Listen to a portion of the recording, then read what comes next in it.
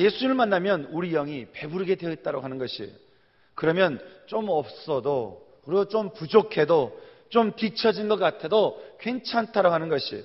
내가 좀 못나도, 내가 좀 능력이 없어도, 내가 가진 것이 없어도 그것이 별로 어렵지 않게 된다고 하는 것이죠. 왜냐하면 예수님이 주시는 양식은 생명의 양식이기 때문에 그렇다고 하는 것입니다. 여러분, 내 영이 채워지면요, 육적인 배고픔은 별로 그렇게 중요하지 않게 됩니다. 내 영이 채워지면 육적인 배고픔이 내 안에서 별로 중요한 이슈가 되는 것이 아니라고 하는 것입니다. 그래서 우리에게 참 중요한 것은 이 영적인 배고픔을 채우는 것, 이것이 너무나 중요하다고 하는 것이에요. 영혼에 배부른 사람이 세상에서 당당한 사람이 되는 것이죠. 사람들이 누군가 나에게 무슨 말 하든지 간에 별로 상관이 없는 그런 사람이 된다고 하는 것입니다. 저는 정말 바라기는 저와 여러분의 영혼에 예수님으로 배불러서 그런 육적인 배고픔에서 정말 여러분들이 자유케 될 수 있는 그런 여러분 되기를 소망합니다. 그것이 여러분들이 예수를 만나야 되는 이유라고 하는 것이에요. 여러분들이 예수를 만나야 여러분이 영이 채워지고, 예수님과 교제해야 여러분이 영이 채워지고, 여러분 예수를 만나고 예수님께 예배드리고 예수님과 함께 교제하는 그 가운데서 여러분이 영혼이 채워지고, 그러면 다른 것은 별로 중요하지 않게 돼요. 그러면 내가 얼마나 더 예쁘게 해야 되고, 더 잘나야 되고, 더 잘 입어야 되고, 잘 먹어야 되고, 성공해야 되고, 별로 그것이 중요하지 않게 돼요. 좋은 평수에 살아야 되고, 좋은 집에서 살아야 되고, 이런 것이 별로 중요하지 않게 돼요. 정말 중요한 것은 내 영혼의 배부름 가운데 있는 것이 우리에게서 너무나 중요하다고 하는 것이죠. 이렇게 육적인 배고픔을 두고 예수님을 찾아갔던 그들이 이제는 영생하는 양식과 인자를 소개받은 무리들은 예수님께 이제 세 번째 질문을 던지게 됩니다. 말하기를, 그러면 어떻게 하면 하나님의 일을 할 수 있습니까? 라고 하는 것이죠. 여기서 이 일이라고 하는 이 말은 아는 것을 의미합니다. 다시 말하면 이제 우리가 어떻게 하면 하나님을 알 수 있습니까? 이제 우리가 어떻게 하면 됩니까? 바로 영생하는 양식이 있는데 그 양식을 주는 분이 인자다라고 얘기해 그 말을 듣고 그들이 말하기를, 그러면 우리가 어떻게 그분을 알 수 있습니까? 어떻게 하면 우리가 그분을 알고 우리가 그 영적인 양식을 우리가 먹을 수 있겠습니까? 그들이 이렇게 질문하는 것이죠. 그러자 주님은 29절 말씀에서 그렇게 이야기합니다. 우리 한번 29절 말씀 같이 읽겠습니다. 29절 말씀 읽겠습니다. 시작.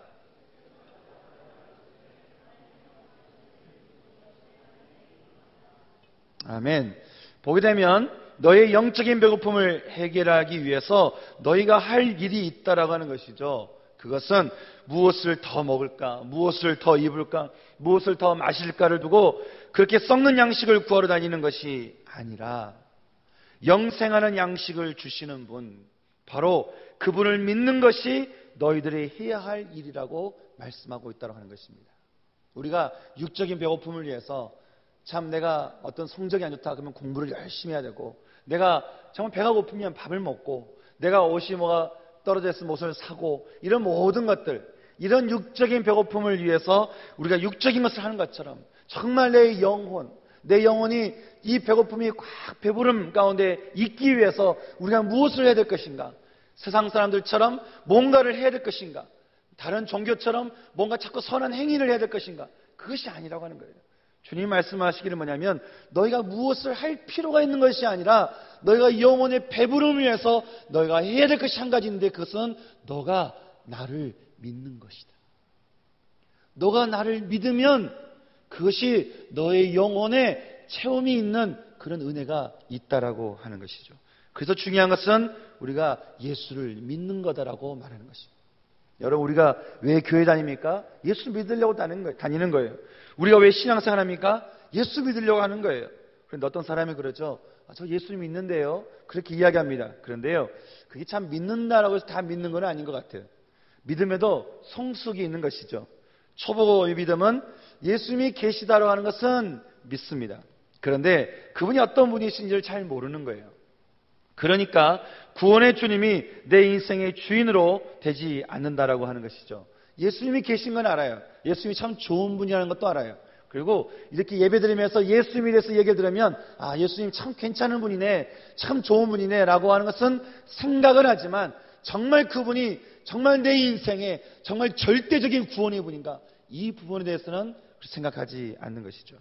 그러니까 어떻습니까? 신앙은 신앙이고 컨닝은 컨닝이에요. 신앙은 신앙이고 뇌물은 뇌물이에요. 신앙은 신앙이고 음란은 음란이에요. 또 신앙은 신앙이고 내 마음대로 살아가는 내 모습은 또 모습인 것이죠. 말씀을 통해 은혜 받으면서 어떻게 해야 하는지 가슴은 움직이는데 좀 내 행동을 하기가 싫은 것이죠. 그렇게 우리가 그런 고집스러움을 갖게 되면 여러분, 우리가 어떻게 믿음이 커질 수 있겠습니까? 믿음이라고 하는 것은 어떻습니까? 정말 예수님이 나의 모든 것의 구원자 되시고 나의 구원자 되시고 내 인생의 모든 것을 살리시는 부활의 주님이라는 것을 내가 만약에 믿고 있다고 한다면, 정말 그 믿음이 큰 믿음이라고 한다면, 그 주님이 내 안에서 살아 움직인다고 한다면 내가 어떻게 아무렇게나 살 수 있겠습니까? 내가 어떻게 술을 마실 수 있겠어요? 내가 어떻게 담배를 필 수 있겠어요? 내가 어떻게 내 마음대로 살 수 있겠어요? 내가 어떻게 이상한 것을 내가 계속 바라볼 수 있겠어요? 우리가 그렇게 할 수가 없는 것이죠. 예수님이 내 안에 중심이 계셔야, 예수님이 내 안에 중심이 계셔서 주님이 나와 함께 동행하는데 내가 어떻게 아무렇게나 살 수 있겠습니까? 여러분, 그렇게 예수님이 계신 것을 아는데 인생을 내 마음대로 사는 사람은, 어떤 분이 그렇게 얘기하시더라고요. 그것은 가짜 그리스도인이라고요. 그는 가짜라고요. 여러분, 여러분의 신앙은 진짜이십니까? 아니면 가짜입니까? 진짜라고 하는 것은 내 안에 예수님이 계시는 거예요. 그분이 내 안에 예수님이 내 안에 중심이 되셔서 그분이 내 삶의 주인이신 거예요. 나를 다스리시는 거예요. 그래서 내가 힘들 때 그분이 나를 다스리시는 거예요. 어려울 때 그분이 나를 다스리시는 거예요. 죽고 싶은 마음이 들 때 그분이 나를 다스리시는 거예요. 그렇게 그분이 나를 다스리시도록 내 안에 내 주인으로 주님을 내어드리는 사람, 그 사람은 진짜 그리스도인입니다. 하지만 예수가 있는지 알긴 알지만 그분을 믿지 않는 것, 여러분, 그 안에서 어떻게 영생할 수 있는 그런 양식이 있을 수 있겠습니까?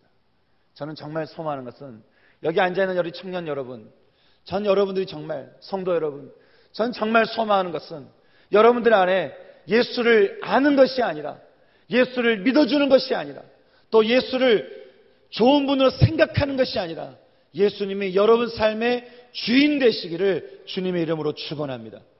여러분 삶의 모든 해결점은 거기에서부터 시작됩니다. 주님이 지금 우리 말씀 보게 되면 마치 요한복음 4장 말씀처럼 주님께서 이 사람을 이렇게 조금씩 움직여가는 것을 우리가 보게 됩니다. 주님은 처음부터 너 왜 예수 안 믿어? 라고 말씀하지 않으셨어요. 그 마음에 믿음 없지만 그 마음을 고백한 마음을 주님이 보시고 조금씩 시선을 옮기게 하시면서, 그러면 어떻게 하면 내가 예수님을 알 수 있습니까? 라고 말할 때 그때서야 말씀하셨어요. 주님 말씀하시기를 네가 나를 믿으면 너의 영혼에 네가 체험이 있는 거라고. 그래서 정말 중요한 것은 우리가 너가 나를 믿는 거라고 주님께서 말씀하고 있는 것을 우리가 보게 되는 것이죠. 사랑하는 청 여러분, 성도 여러분, 저는 여러분 안에 정말 늘 예수님을 그냥 알아가는 것이 아니라 한번 믿고 또 믿어가는 것, 이것이 얼마나 중요한지 몰라요. 여러분, 한번 예수를 믿으면요, 예수 믿음 가운데 주님께서 주시는 그 축복의 선물을 한번 경험해 보면, 내가 그 믿음을 더 갖고 싶은 마음이 생기는 것이죠. 저는 정말 다른 욕심보다도 믿음에 대해서 욕심을 가질 수 있는 여러분 되기를 소망합니다. 여러분, 거룩한 욕심을 가지세요. 세상의 욕심 가지 마시고 거룩한 욕심을 가지세요. 내가 누군가 좀 기도를 열심히 해서 기도 가운데 어떤 축복을 받으면, 여러분, 그 사람 못지않게 기도하세요. 그 사람 못지않게 내가 더 말씀 보세요. 내가 정말 거룩한 욕심을 가지고 더 주님을 붙들고 나가세요. 여러분, 그렇게 하지 않으면 여러분 영혼의 배고픔을 해결할 수가 없다는 거예요. 여러분, 영혼이 배고프잖아요. 그러면 육적인 것을 아무리 채워줘도 그것은 채워지지 않는다는 거예요. 네 번째 우리 보게 되면, 오병이의 배고픈 무리들의 관심은 이제 육적인 관심에서 그렇게 영적인 양식으로, 그리고 영적인 양식에서 그 양식의 주인 되시는 아들로 그렇게 움직이는 것을 우리가 보게 됩니다. 이제 더 이상 그들의 배고픔은 문제가 되지 않았습니다. 이제 믿음 가운데로 한 걸음씩 안으로 들어온 그들이 이제와는 전혀 다른 새로운 질문을 하게 되는 것을 우리가 보게 됩니다. 30절 말씀 보게 되면 이렇게 예수님과의 네 번째 대화를 우리가 보게 되는데요. 함께 우리 30절 말씀 함께 살펴보도록 하겠습니다. 30절 같이 읽겠습니다. 시작.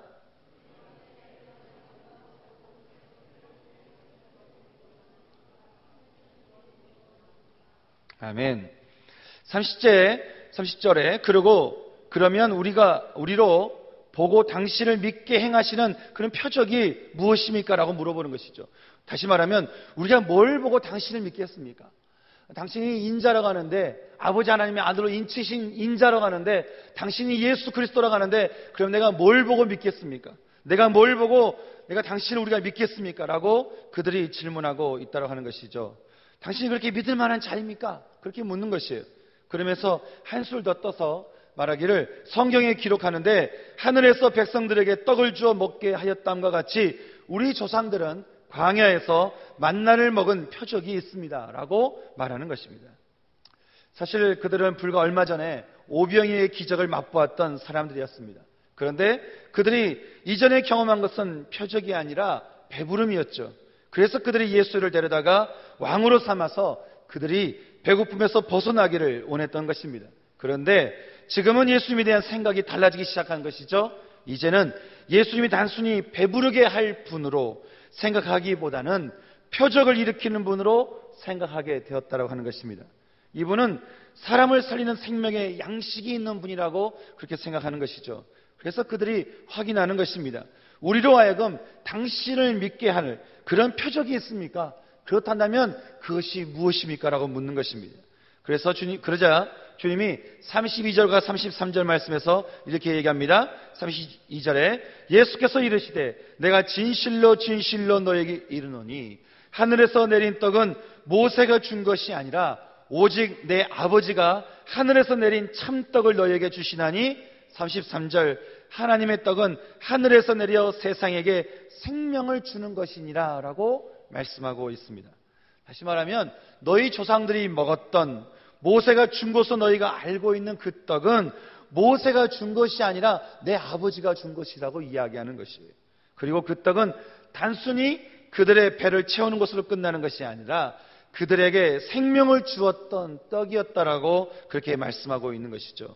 바로 어제 오병이어 사건에서 먹었던 떡이 바로 그 떡이었다라고 주님께서 말씀하고 있는 것입니다. 우리가 이 말씀을 통해서 깨달을 수 있는 하나님의 진리가 있습니다. 그것은 이제까지 내 삶 가운데 내려진 모든 은혜가 단지 우연만은 아니라고 하는 것입니다. 더더구나 내가 뭔가 잘했기 때문에 그렇게 된 것도 아니라고 하는 것이죠. 또 다른 누군가로부터 온 것도 아니라고 하는 것입니다. 그 모든 것을 계획하셨고 주시기로 작정하셨고 그렇게 주신 분이 바로 하나님이라고 하는 것입니다.